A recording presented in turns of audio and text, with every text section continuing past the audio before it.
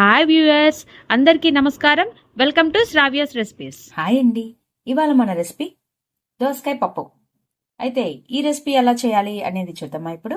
ఇక process start చేద్దామా అండి. ఒక కుక్కర్ తీసుకుందామండి.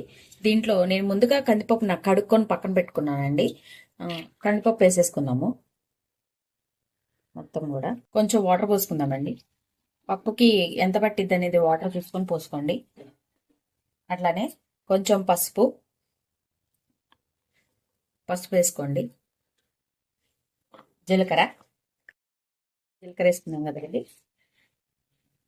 ఇదిగోండి కరివేపాకు ఇలా గిల్లు వేసుకోండి. గిల్లితే కమ్మటి వాసన వస్తుందండి, అందుకని గిల్లు వేసుకోమంట ప్రతిదానికి. ఇప్పుడు పచ్చిమిర్చి, దోసకాయ ముక్కలు, తరుక్కున్న దోసకాయ ముక్కలు అన్నీ వేసేసుకుందామండి. నేను ఉల్లిపాయ వేయటం లేదండి, మీకు కావాలంటే ఉల్లిపాయ కూడా వేసుకోవచ్చు. అది ఆప్షనల్ అండి. ఉల్లిపాయ మీకు కావాలంటే వేసుకోవచ్చు. ఇప్పుడు మనం ఉపవాసాలు ఉన్నప్పుడు మనం ఉల్లిపాయ అనేది వేసుకోము కాబట్టి, ఉల్లిపాయ ఏదైనా పండగలు పూజలు చేసుకున్నప్పుడు ఉల్లిపాయలు వేసుకోము కదా. నేను ఉల్లిపాయ వేయటం లేదు, మాకు కావాలంటే వేసుకోవచ్చండి. ఇదిగోండి ఇప్పుడు ఒక నిమ్మకాయ సైజ్ అంత చింతపండు తీసుకోండి. కొంచెం తక్కువ పులుపు తక్కువ తినే వాళ్ళైతే కొంచెము తక్కువ పెట్టుకోవచ్చండి. కానీ ఈ నిమ్మకాయ సైజ్ అంతా ఇట్లా గిన్నెలో పెట్టుకొని ఇప్పుడు మూత పెట్టి ఒక 4-5 విజిల్స్ రానియండి. చూసుకోండి, అప్పటికి రాకపోతే ఇంకొక 2-3 విజిల్స్ రానిచ్చుకోండి, ఒక పప్పు ఉడకకపోతే. పంటి పెట్టుకొని ఆయిల్ పోసుకుందామండి. తాలింపు వేసుకుందామండి. ఇప్పుడు ఆయిల్ పోసుకొని ఆయిల్ వేడెక్కాక తాలింపు వేసుకుందాం. ఇప్పుడు కొంచెం తాలింపు గింజలు వేసుకుందామండి.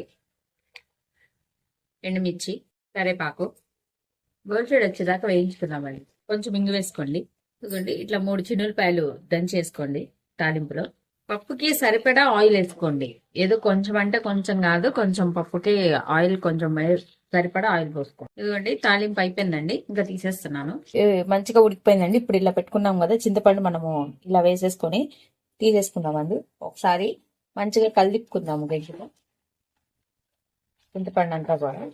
ఒకసారి ఇట్లా కలిపుకొని పప్పు గుత్తితో ఇట్లా మెదపండి మొత్తం కూడా ఇలా చిదపండి. మెత్తగా పడిపోతే అవసరం లేదండి, ఎందుకంటే పప్పులకి నేను దోసకాయకి తొక్కు తీయలేదండి. నేను కొన్నిటికి తొక్కు తీయకుండా ఉంటేనే టేస్ట్ మంచిగా ఉంటుందండి, తోలు తీయకుండా ఉంటే. అందుకని నేను తోలు తీయలేదు. కూరకు సరిపడా ఉప్పు వేసుకుందామండి. కొంచెం కారము స్పైసీ తినేదాన్ని బట్టి వేసుకోండి. కొంతమంది ఎక్కువ తింటారు, కొంతమంది తక్కువ తింటారు. ఒకసారి కలుపుకున్నామండి మొత్తం కూడా మంచిగా. ఇప్పుడు కొంచెం గట్టిపడింది కాబట్టి నేను కొంచెం నీళ్లు పోస్తున్నానండి. మనము మళ్ళీ ఉడకబెట్టుకుంటాము కాబట్టి కొంచెం నీళ్లు పోసుకోండి. ఉప్పు కారాలు వేసిన తర్వాత పొయ్యి మీద జస్ట్ ఒక 2 సెకండ్లైనా ఆ సెగ అనేది, ఆ ఉప్పు కారాల టేస్ట్ ఉడకబెడితేనే టేస్ట్ బాగుంటుందండి. మంచిగా ఇట్లా కలుపుకున్నాము. మళ్ళీ ఒక 2 నిమిషాలు కుక్కర్ పొయ్యి మీద పెట్టి ఉడకబెట్టుకుందామండి. ఉప్పు కారాలు ఇప్పుడే వేసాం కాబట్టి కొంచెం సేపు ఉడకబెట్టుకొని తీసేద్దామండి. ఇదిగోండి చూసారు కదా, ఇట్లా మంచిగా ఉడకబెట్టుకున్న తర్వాత ఇట్లా వస్తుందండి, వాటర్ అంతా పైకి తేలుతుంది. అప్పుడుదాకా కొంచెం సేపు అట్లా ఉడకబెట్టుకొని ఇంకా ఆపేద్దామండి. ఇప్పుడు మనం ముందుగా వేసుకున్న తాలింపు ఉంది కదండి, ఆ తాలింపు వేసుకుందాము.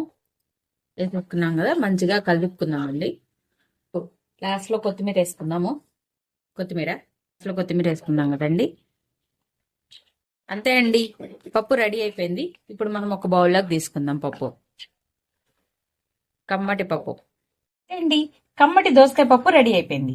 ఈ వీడియో కనుక మీకు నచ్చినట్టయితే ప్లీజ్ లైక్ చేసి, షేర్ చేసి, సబ్స్క్రైబ్ చేసుకోండి. Thank you for watching Sravya's recipes.